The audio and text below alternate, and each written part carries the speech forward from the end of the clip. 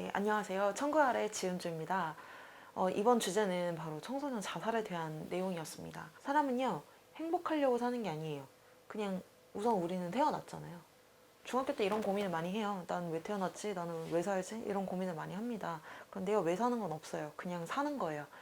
우리가 태어났고 거기에서 계속 시간은 흘러가고요. 멈추지 않고 살아가는 것이 인생이라고 생각을 합니다. 근데 다만 그 삶에 내가 어떤 의미를 부여하고 그 삶을 어떻게 살아갈 거냐는 내가 결정을 내리는 거예요. 그리고 내가 그 소명을 스스로 만들어가면서 살게 되는 거죠. 사는 거는요, 그냥 사는 거예요. 사는 건 어떻게 사는 건데, 내가 결심하는 부분은 다만 내가 어떻게 살겠다라는 것을 이제 결심을 하는 거죠. 그리고 그 과정, 그러니까 내가 그냥 원래 사는 건데, 어떻게 살 거냐까지 가는 그 과정에 있어서 우리가 학교든 아니면 여러 선생님을 거쳐서든 계속 교육을 받는 거예요. 아, 어떻게 살아야 되는가.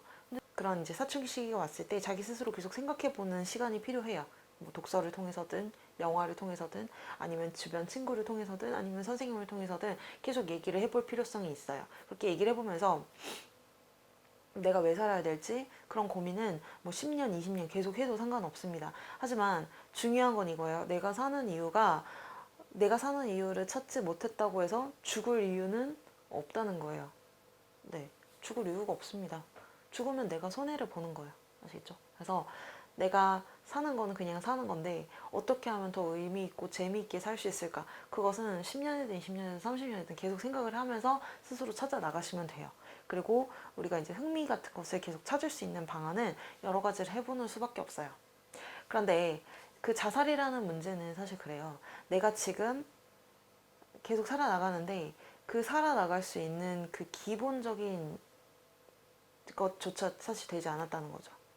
기본적인 거. 그러니까 내가 지금 이 삶을 유지하고 싶은 마음이 아예 없는 거예요.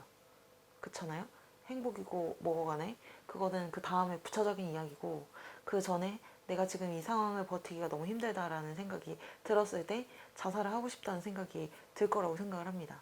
그러면 여러분, 힘든 일이 있잖아요. 그럼 그 상황을 무조건 벗어나려고 노력을 하세요.